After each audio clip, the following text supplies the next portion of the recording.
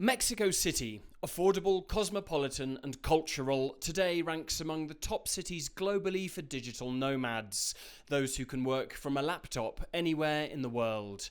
As a result, demand for short-term rentals in upscale neighborhoods has soared. Rodrigo Castellanos runs a business managing client properties through the platform Airbnb. Empezamos con un departamento. We started by renting a single apartment 9 years ago and grew little by little until the size we are today. More than 95% of our clients are Americans, and we employ 15 people.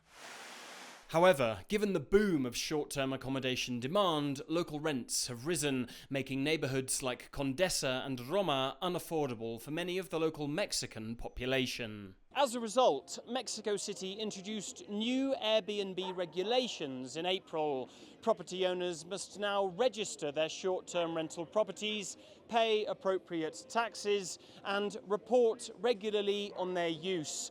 Those property owners with more than 3 units must now also apply for special permits. It's not the first city to do so. Los Angeles introduced much more stringent Airbnb regulations in 2019. It's a real killer, it puts you out of business. LA landlord Ernesto Martinez argues they impede development and enterprise. In terms of housing, you're not incentivizing people to build more.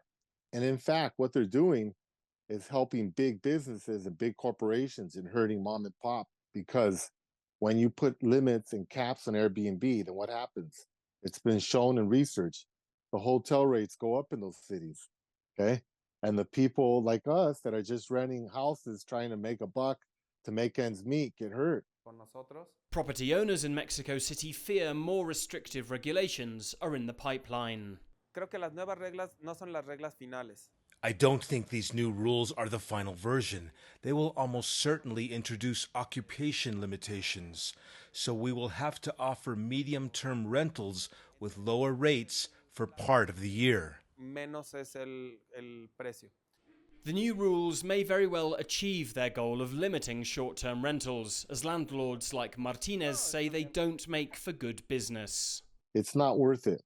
When you compare doing a long-term rental versus, I guess, what you would call a medium-term rental, you're going to get the same as you would just renting it to someone else, not having to answer the calls in the middle of the night for towels or toothpaste or people throwing parties in your unit. It's just not worth it. So it's either you go all the way in short-term rental or forget it. As Mexico City begins to regulate Airbnb, short-term rental businesses say either the costs will be passed on to the visitors or the local housing bubble will burst. The outcome many locals are rooting for. Alasdair, Baverstock, CGTN, Mexico City.